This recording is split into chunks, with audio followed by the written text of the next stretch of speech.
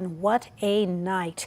We continue to track stormy weather across central Texas this evening from the southern end of our viewing area in San Marcos all the way to the northern end of Williamson County. And right now we have reporter Darenisha Heron and photographer Heikki Mustonen on Loop 360 in West Austin.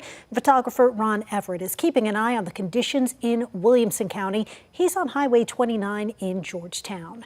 Now, a viewer sent us video of the stormy conditions in Burnett tonight. Oof, that area was really hit hard with heavy rain and strong winds a couple of hours ago. And within the past hour, we shot some video of road conditions as the storm was moving through Hays County between Dripping Springs and Wimberley. And Chief Meteorologist Hunter Williams and our weather team has been keeping a very close eye on the storms throughout the day and night.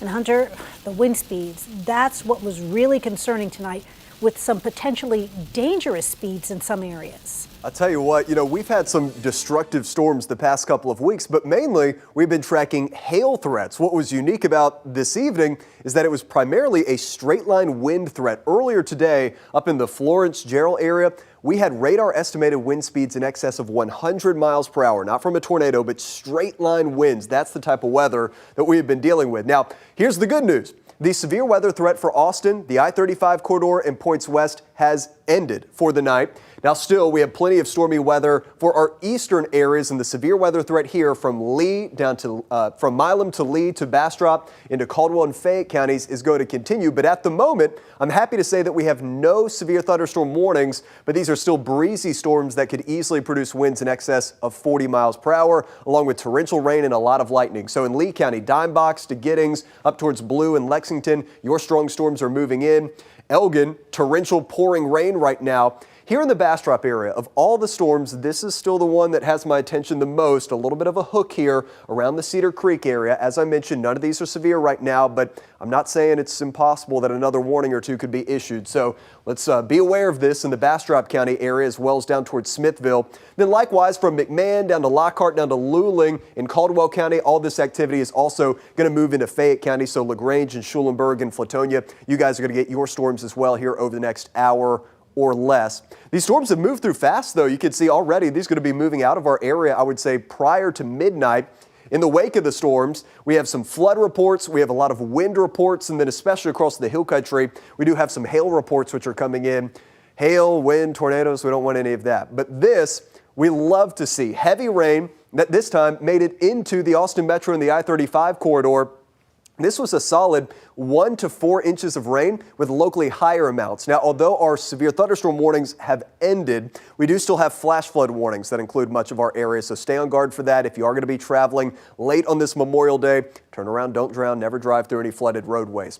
As we go through the rest of this evening, you can see still there's that enhanced risk, that level 3, but our severe threat here in the next hour, hour and a half will be winding down for the night. Tomorrow, I think the atmosphere is going to be pretty worked over, but there is still level 1 risk for tomorrow night, and then Wednesday currently has no severe weather threat, but I'll tell you, we still have a lot more active weather to go. 40% tomorrow night, then rain chances trending back upwards as we go to Thursday. Much more in our forecast, plus our ongoing storms coming up, Quita, in just a few minutes. Right, Hunter, thank you so much. And like Hunter said, it's not over yet. The wind and rain causing some power outages tonight. Austin Energy is reporting more than 2,000 customers without power. Meanwhile, Encore has more than 1,100 without power out in Williamson County. And also, Pedernales Electric Cooperative is reporting more than 1,300 outages across central Texas. Our Darenisha Heron is traveling along Loop 360 on the west side of Austin. And Darenisha, you've been out there. You were there when the storm came rolling through, and you've been out there once it kept moving through. What are you seeing out there right now? Hey, Quita, yeah, we're pulled over on the side of 2222 right next to the county line barbecue spot. I'm going to turn this camera around so you guys can see what it looks like out here. The rain has slowed down significantly to a drizzle. And like you said, we've been out here for hours. Earlier we were out in the Bee Cave area and the rain was pouring down. Visibility was very low. The rain was coming down at an alarming rate. But as you can see now, things have slowed down. We're having a bit of a light show happening. It's continuously lightning. Whoop, just like that. There we go. It's been doing that for the past few hours, I would say. But we haven't seen any hail, and the winds, we haven't really had a lot of winds happening here, but we are in one of our larger SUVs, so we haven't really been feeling that. But thankfully for us, the rain is slowing down, and that means that we'll have an easier trip back to the station, Quita. All right, we like to hear that. Everybody out on the roads needs to be extra careful tonight with all that rain. We do have flash flood warnings and things have gotten very slippery. Thank you, Darrenisha. And now let's check on the conditions in Williamson County. We're out in the Georgetown area tonight. We did call the Williamson County Sheriff's Office, and they tell us so far they have not received any reports of major damage, but they do say that could change when they go out to take a look when the sun comes up in the morning.